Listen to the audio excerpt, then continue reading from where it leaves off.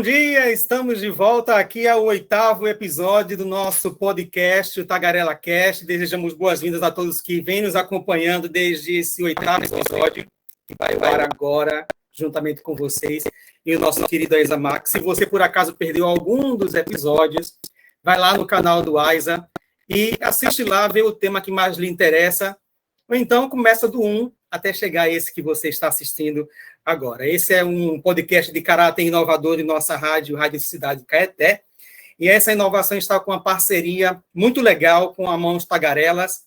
A Mãos Tagarelas é uma edtech, ela é voltada para as inovações tecnológicas para tornar o universo das pessoas, tanto surdos como ouvintes, mais acessível e inclusivo. Esse podcast, como eu disse, recebe o nome Tagarela Cast, veja só, é exclusivo o nome, viu? Tagarela Cast, e será apresentado por mim, Marcos Souza, na forma de um bate-papo legal aqui com o nosso Aiza Max, professor de Libras, do Instituto Federal Baiano, do campus Itapetinga. E por esta razão, nós vamos lá para mais um bate-papo no 8º episódio desse podcast. Professor Aiza Max, seja bem-vindo mais uma vez.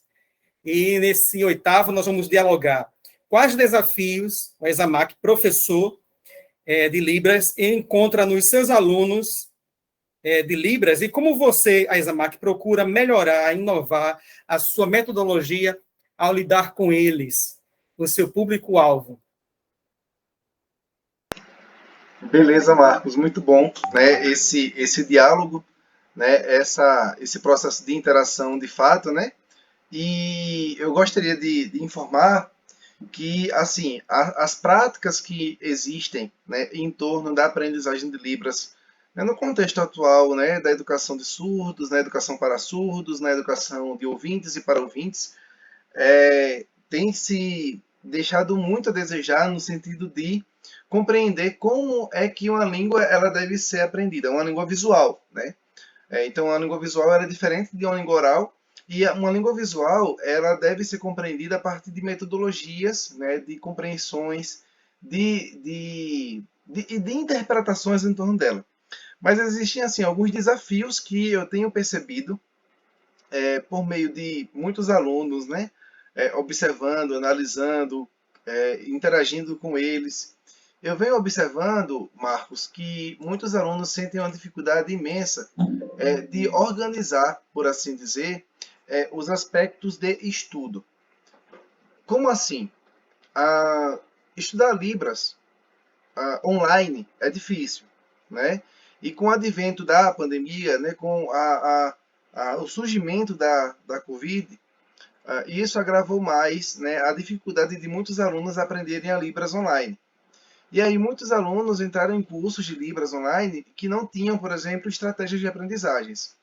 E a partir disso eu comecei a compreender que muitos alunos iam ter vários problemas nesse sentido, porque muitas pessoas utilizaram a ideia da fluência rápida para poder ter mais pessoas, né, naquele contexto. Então, o que eu quero dizer com isso? Que eu venho percebendo que existem muitos desafios que muitos alunos vêm enfrentando, né, alunos que chegam até mim e, de certa forma, até dialogando, né, como se fosse um aspecto de reclamação, né? Por quê? Porque alguns adentram nos meus cursos, nas minhas estratégias, já com experiências de outros cursos que não eram tão bons assim.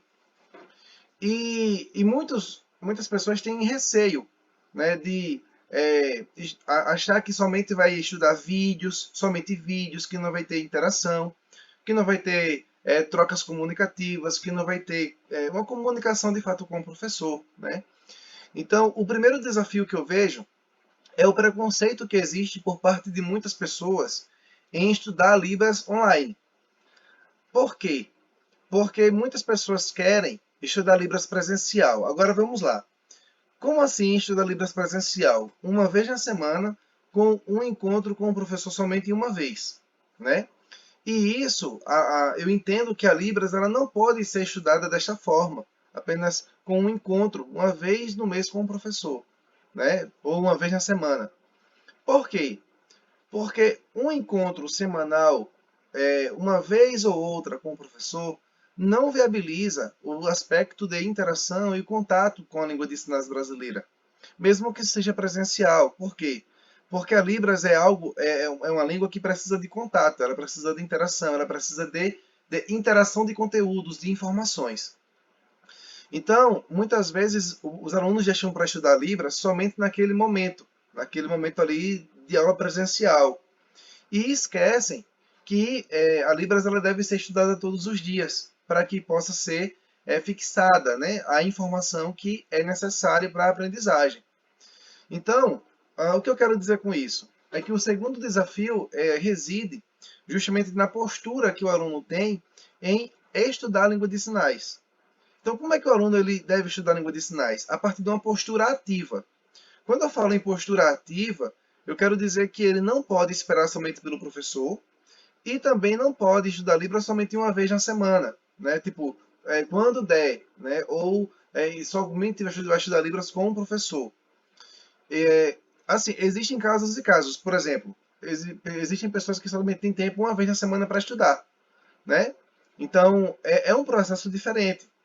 Mas, por exemplo, se você tem condições de estudar todos os dias, 10 minutinhos, 20 minutinhos por dia, ter um contato ali com a língua de sinais, né, eu julgo que é muito importante isso. Então, quando eu falo, né, em estudar Libras, eu coloco aqui duas realidades. A realidade do estudo presencial e a realidade do estudo online. O estudo presencial tem as suas características e vantagens, né? Por quê? Porque ajuda somente o aluno a estudar uma vez na semana, né? E assim, ter mais tempo, só se concentrar naquele tempo para a língua de sinais, né? A desvantagem é que o aluno, nesse espaço, né, do ensino presencial, ele pode deixar a responsabilidade do seu estudo somente no professor.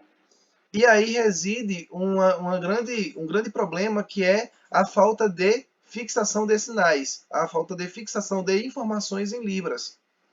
É por isso que muitas vezes as pessoas esquecem muitos sinais, né, muitas frases em libras, muitos aspectos de transmissão da informação. Por quê? Porque só viu a Libras uma vez na semana, né, e 4 vezes no mês. É pouco.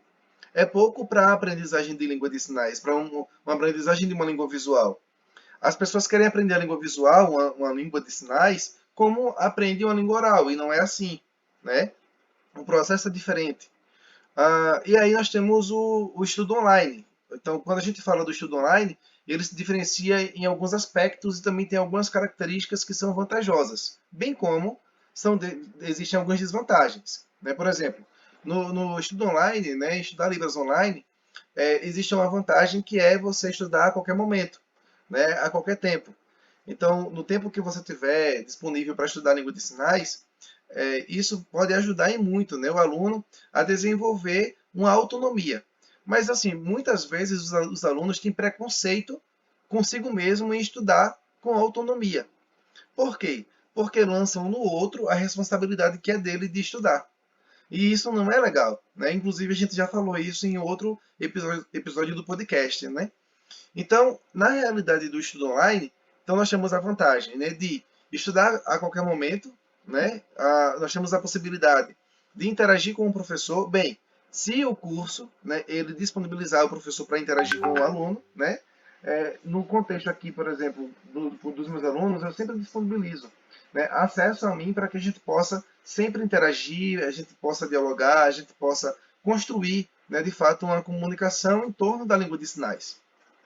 O que isso quer dizer? Isso implica dizer que muitos alunos têm um desafio de aprender a Libras online, porque exige autonomia, certo?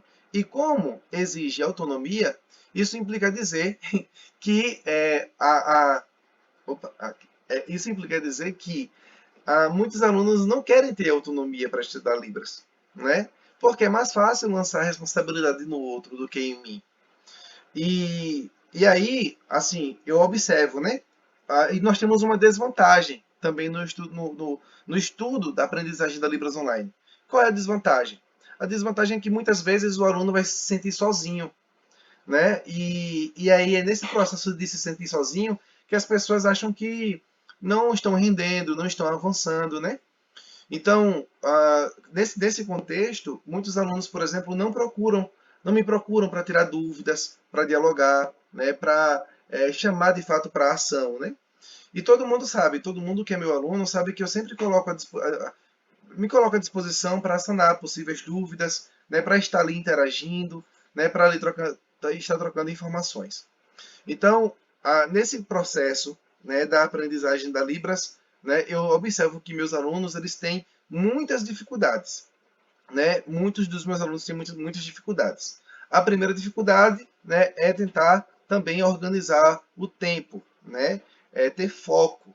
Tendo em vista que, por exemplo, se eu moro numa casa onde tem 5, 6, 7 pessoas, né, na minha casa, não vou conseguir render bem, né, nos meus estudos, porque podem ter, né, situações que podem interferir, como barulho, conversas, né, e isso afeta diretamente a aprendizagem. E aí muitas pessoas preferem também estudar presencialmente porque no ensino presencial não vai ter esses barulhos, essas discussões, enfim, né, esses problemas que podem existir. Mas, assim, para tudo há uma estratégia para desenvolver, né, um hábito em todo mundo na casa. Por exemplo, imagine que a gente mora numa casa em que tem muitas pessoas ali, né, conversando, que não respeitam o meu momento de estudo. Então, o que é que eu devo fazer? As pessoas sabem que eu quero estudar? As pessoas sabem que eu tenho uma rotina de estudo, né? As pessoas sabem que aquele estudo é importante para mim, né? Sabem porque eu vivo falando para todo mundo calar a boca que eu quero estudar. Na verdade, isso não funciona, né? É algo que precisa ter um mecanismo, né? Precisa ter uma constância. Então, as pessoas precisam ver, né, a importância desse estudo para você. Quando você for atrapalhado ou atrapalhada, o que é que você costuma fazer? Você deixa com que atrapalhe você, ou você corta, né, o que tá atrapalhando você. Então, por exemplo, se alguém bater na porta e viu que você está estudando, tá? Você abre a porta e deixa a pessoa fazer o que quiser, não é bem assim, né? A pessoa tem que dizer, ó, eu estou no meu momento de estudo, né? Quando eu terminar aqui, eu vou atender você, né? A gente conversa, né? Mas não, depois eu converso com você que eu estou aqui estudando. Mesmo que isso atrapalhe a sua concentração, é importante que você faça isso. Mesmo que você não estude mais, é importante que você faça isso. Por quê? Porque as pessoas ao seu redor precisam entender a importância, né, dessa possibilidade do estudo, né, e da importância desse estudo para você, para a pessoa. Então, Marcos, eu acredito também que uma grande dificuldade que eu observo nos meus alunos, né, é que quando muitas vezes eles são atrapalhados, tipo, eles não conseguem mais se concentrar. Isso é normal. Então, o que fazer caso aconteça isso? Não, para de estudar, mas não ceda à pressão, né? Tipo, vou sair agora para tentar resolver a situação, vou reclamar com todo mundo. Também não vai resolver. Então, é importante que todo mundo perceba que aquele momento é o seu momento de espaço, é o seu momento de estudo, né? É o seu espaço. Então, o pessoal sabe que você está estudando? Não sabe? Coloca uma plaquinha na porta falando que está estudando, né? Que em 10 minutos termina os estudos, em 20 minutos termina os estudos. Até para que todo mundo comece a se adequar aos seus estudos. Porque se é importante para você e as pessoas que estão ao seu lado amam você, então, consequentemente, vão respeitar você e vão respeitar o que é importante para você. Então, eu acredito, e isso tem ajudado muitos alunos, né, que passam por essas situações, né? Aí tá, eu tenho uma dificuldade de estudar Libras. Eu tenho um filho pequeno, uma filha pequena. Eu tenho um marido ou uma esposa que eu preciso também atender. E agora, né? Aí é preciso ter uma rotina, uma constância, né, em saber o que é prioridade na sua vida. Então, se a Libras ela não for prioridade, ela vai ser deixada em segundo plano. Aí as pessoas dizem, eu quero aprender Libras para ajudar as pessoas surdas. Mas quando a gente quer ajudar as pessoas surdas por meio da Libras, a gente coloca Libras como uma prioridade, né? E aí, por exemplo, eu observo muitos alunos tendo uma atitude passiva, em que pegam tantas outras coisas para fazer, fazem tantas outras coisas e esquecem, tipo, da Libras. E depois vem colocar um discurso bonito, né? Falando, poxa, ainda tenho como mente, na minha mente a Libras e tudo, mas as ações mostram que não, a Libras não está como prioridade, né? Então, quando eu falo essa questão, é justamente para apontar que existem algumas dificuldades, inclusive no discurso, da postura, né, por parte de muitos, que podem afetar o rendimento nos estudos da Libras. E aí eu observo, será que existe, né, para tudo uma estratégia de solução para resolver determinada situação? Sim, né, existe. Por que existe? Porque para todo problema há uma solução, né, mesmo que essa solução ela demore a ser, né, encontrada, porque cada situação é uma situação diferente. Então, Marcos, dentro do, né, do contexto de meus alunos, né, que eu venho observando, eu venho constatando, né, essas particularidades individuais que devem, né, ser solucionadas, devem ser construídas, na verdade. A gente não vai conseguir resolver as coisas do dia para a noite. Então é uma construção. Né? O hábito é uma construção, os estudos ativos, né, são uma construção, a interação é uma construção, né? A identidade compartilhada, que poucos alunos têm desenvolvido, é uma construção. Né? E assim, sobre identidade compartilhada, muitos alunos não conseguem desenvolver. Por quê? Porque não tem a interação com o grupo. E se não tem interação com o grupo, é um desafio, né, que precisa ser solucionado. E aí muitas pessoas têm vergonha, têm medo, têm timidez, né, em mostrar o seu rosto, em errar. Até porque durante muito tempo na sua vida ela entendeu que o errar, né, era algo feio, né, errar talvez iria prejudicar a aprendizagem. Mas a gente entende que o erro faz parte da aprendizagem. E é preciso que a pessoa erre na sinalização para que a gente possa ajudar. Só que muitos cursos presenciais de Libras fizeram com que o erro, né, da sinalização fosse encarado como algo terrível, né? E aí muitas pessoas levam consigo traumas que talvez não consigam externar na sinalização em Libras no formato online. Eu hoje, por exemplo, dentro do grupo de alunos que eu tenho, muitos alunos interagem por meio da língua de sinais, trazem problemas, né, trazem situações, trazem sinalizações, eles perguntam. E isso também é uma construção, né, que deve ser feita para a questão do desenvolvimento do compartilhamento da informação. Então, eu observo todas essas questões, né, em torno da dificuldade que os meus alunos têm. Todo o bom profissional que se preocupa, né, com a sua atuação, né, a gente fala assim, profissional no contexto amplo, mas em se tratando do professor, assim como os demais, né, tem que sempre buscar um aprimoramento da sua prática de ensino e aprendizagem, né? Até porque é uma troca que existe, não é uma via de mão única apenas, é uma via de mão dupla. Então, nenhum ser humano ele já vem pronto e acabado. A gente vai aprimorando ao longo do tempo, né? E como professor, a gente não tem que se acomodar, achando que já sabemos, já dominamos tal prática, ou tal língua, eu já sou expert no assunto, então, para que estudar mais ou para que buscar inovações?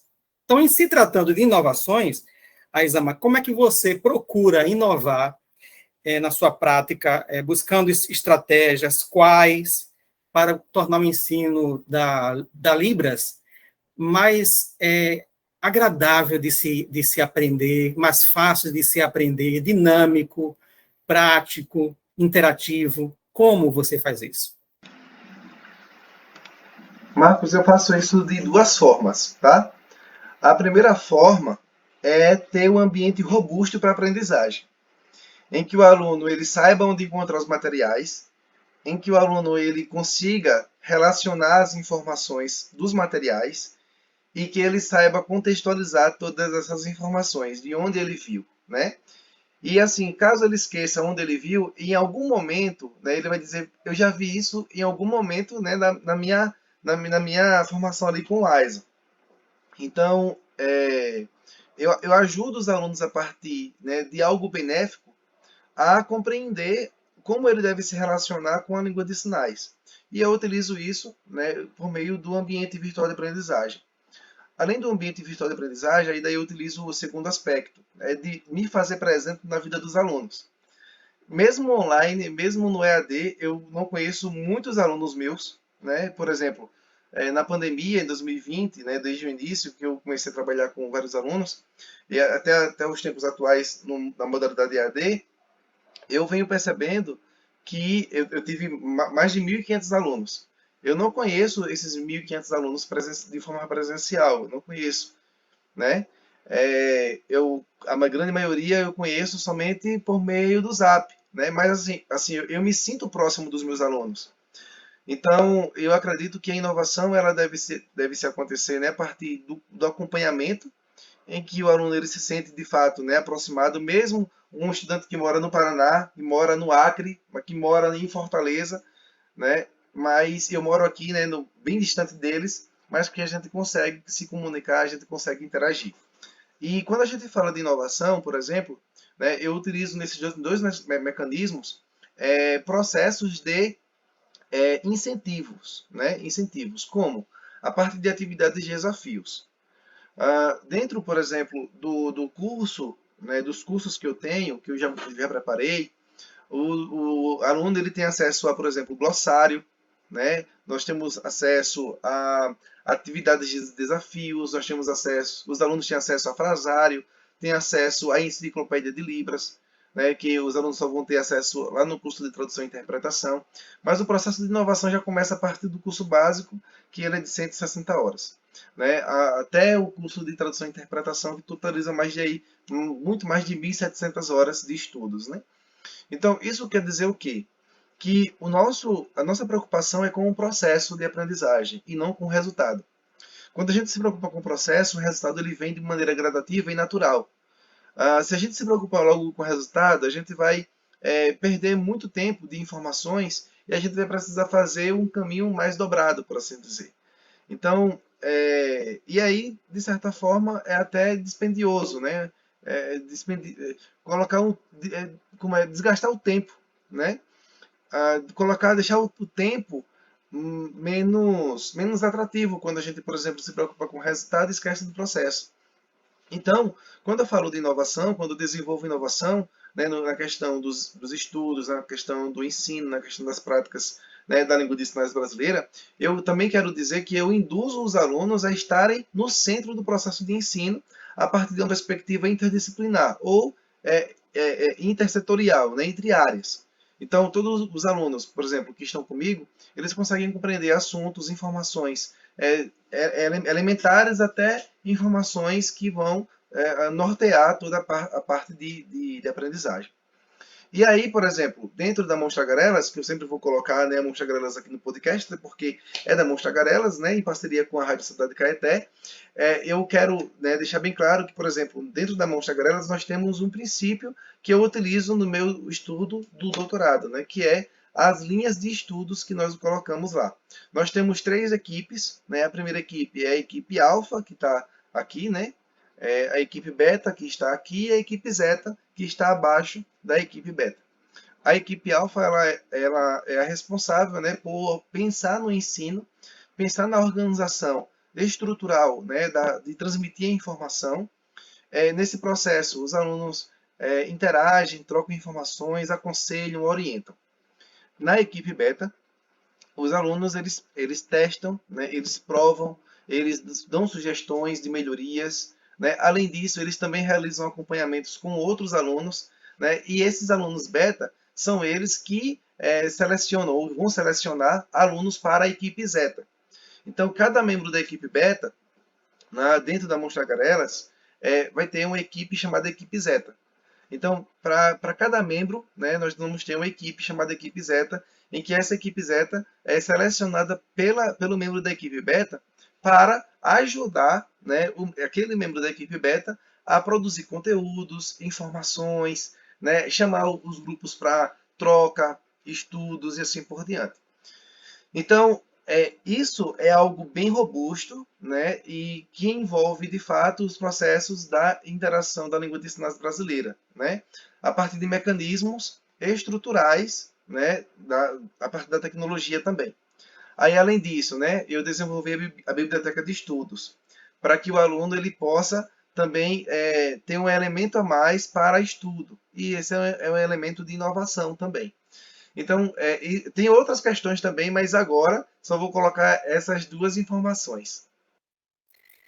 Então, podemos dizer que aprender Libras é igual a aprender outro idioma, certo? Ou eu estou errado nessa questão? Por exemplo, algum aluno talvez possa pensar assim, que ao entrar no curso de Libras, ele já coloca na mente, é fácil, é igual aprender inglês. Será isso mesmo? Aprender sinais é igual aprender uma língua falada? Então, Marcos, não. Esse é o grande erro. É um dos grandes erros que existem, né, em torno do ensino de Libras. As pessoas acham que a Libras ela deve ser aprendida igual a uma língua oral, né? E não é assim. A Libras ela deve ser aprendida com base em estratégias de língua de sinais. Até porque a mente ela se relaciona com o visual de uma forma diferente, né, ao se comparar com a língua oral. Né? A aprendizagem de língua oral se dá a partir dos estímulos sonoros auditivos. Né? Já na língua de sinais, a gente não. A gente precisa treinar, adestrar o nosso visual, né, para realizar construções de sinalizações que se baseiam a partir de estratégias mentais. E assim, o grande erro de muitos alunos, inclusive professores de inglês, professores de espanhol, ao aprender a língua de sinais, é porque carregam a aprendizagem da sua língua, né, da sua segunda língua, da língua estrangeira, e quer aprender a língua de sinais como aprenderam, né, a língua inglesa e a língua espanhola, por exemplo, né, outra língua, a língua francesa. E a língua de sinais, ela depende de um mecanismo que eu estou sempre trabalhando com nos meus e-books, né? Como estudar Libras por videoaula, como estudar Libras por revisão, por resumo, em grupo e por mapas mentais. Uma característica em comum, né, desses e-books é que eles apontam que a língua de sinais ela deve ser aprendida a partir de uma estrutura mental, né, visual, em que a gente vai construindo, né, essas relações a partir dos nossos espaços. Que a gente não tem isso, por exemplo, na aprendizagem de língua oral. A gente não tem, né, no desenvolvimento de língua oral. Então, um ouvinte que talvez, né, nunca tenha aprendido a Libras ou aprendido um outro idioma, talvez se saia muito melhor, por assim dizer, do que aquele aluno que já tem um amplo domínio de uma outra língua. Por quê? Porque esse aluno que não sabe nenhum tipo de língua, ele vai conseguir compreender, né, as estratégias, né, específicas para a língua de sinais. Já aquele aluno de outra língua, que já sabe outra língua, ele vai poder levar informações daquela outra língua e quer trazer para Libras. E não funciona. Por que não funciona? Estudar Libras como estudar, né, a língua inglesa, a língua espanhola, a língua oral, é a mesma coisa, Marcos, de a gente ir no supermercado e precisar de leite, mas comprar café. E trazer o café para casa e deixar o leite lá. É a mesma coisa. Ou seja, são duas coisas diferentes. Né?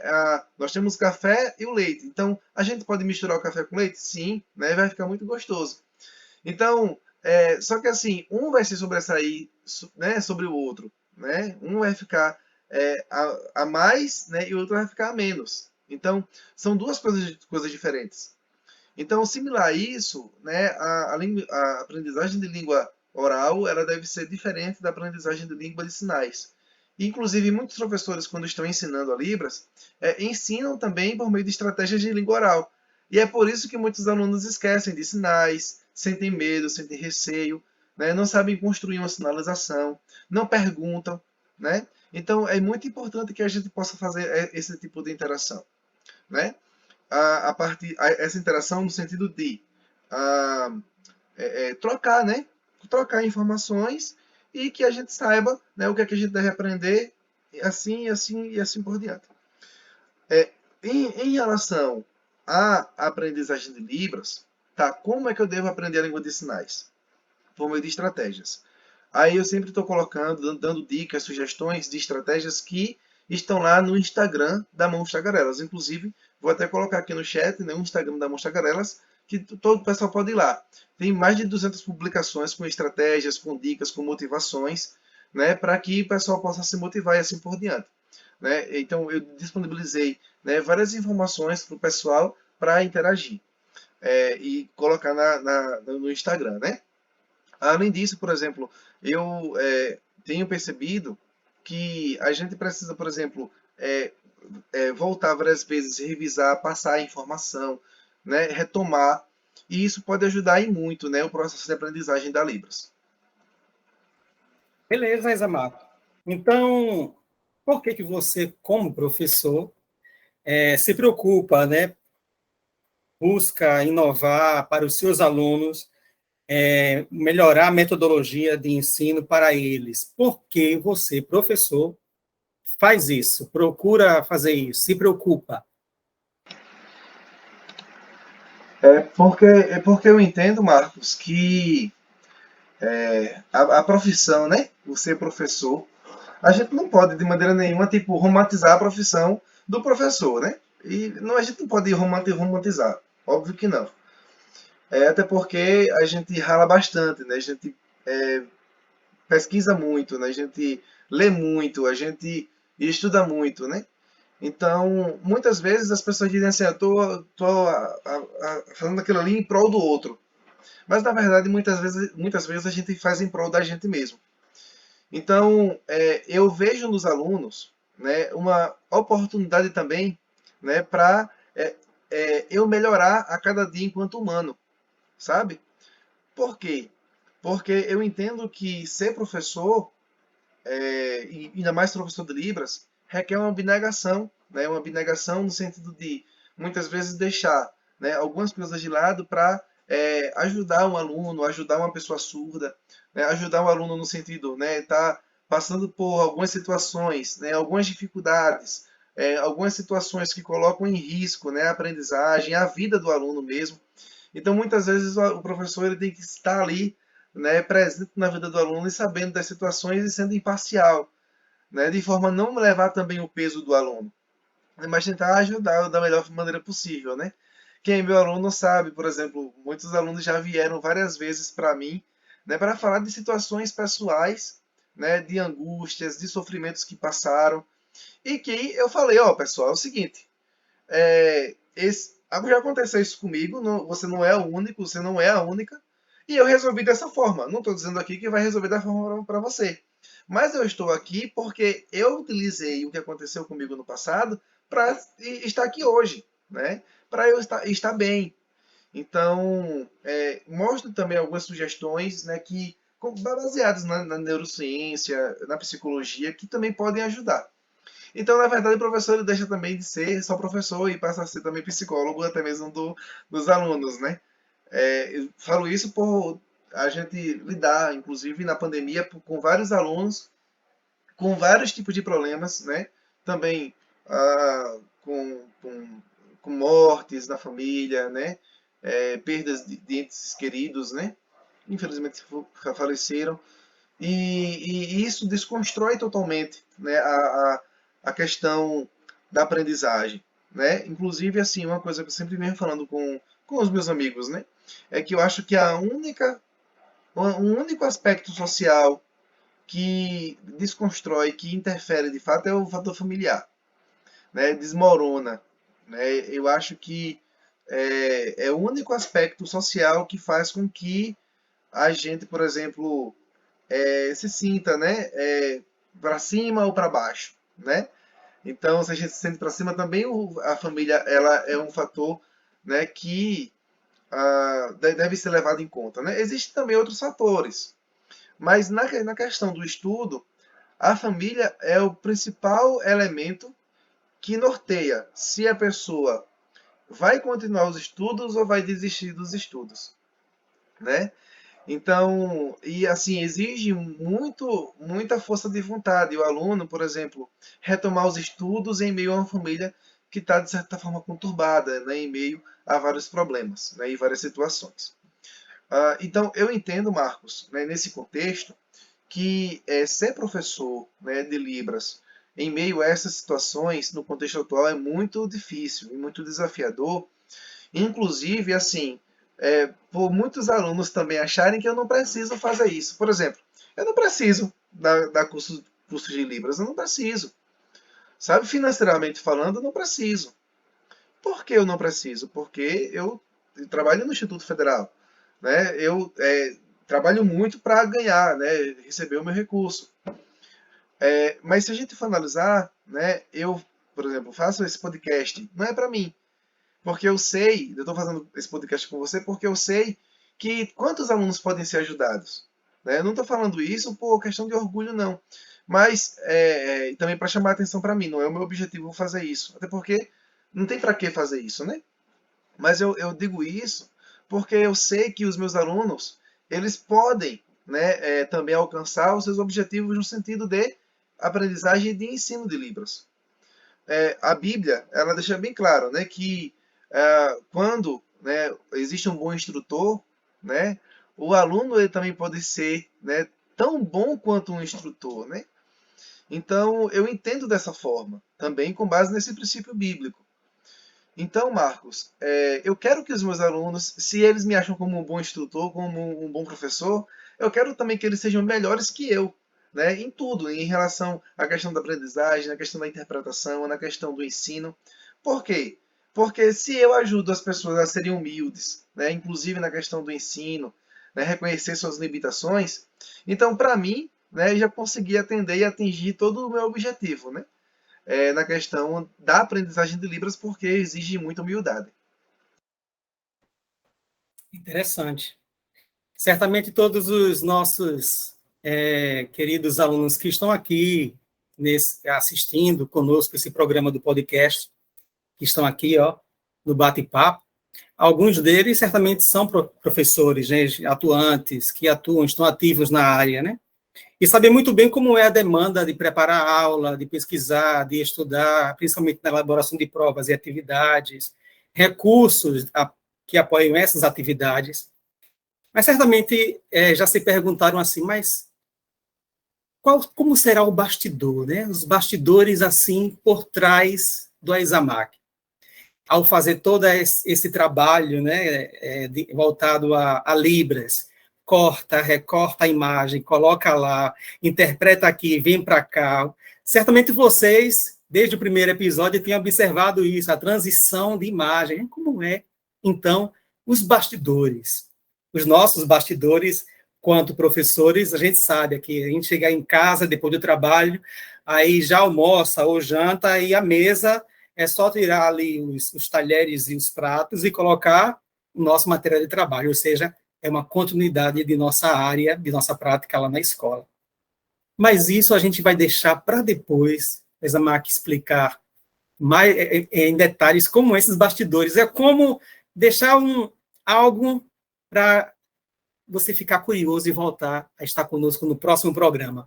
E no próximo episódio, na próxima semana, estaremos juntos no 9º episódio, penúltimo, dessa série do podcast aqui com o nosso querido professor Examac, que é especialista, professor, doutorando em língua de sinais, a Libras. Foi um prazer estar com vocês e até o próximo sábado. Até mais.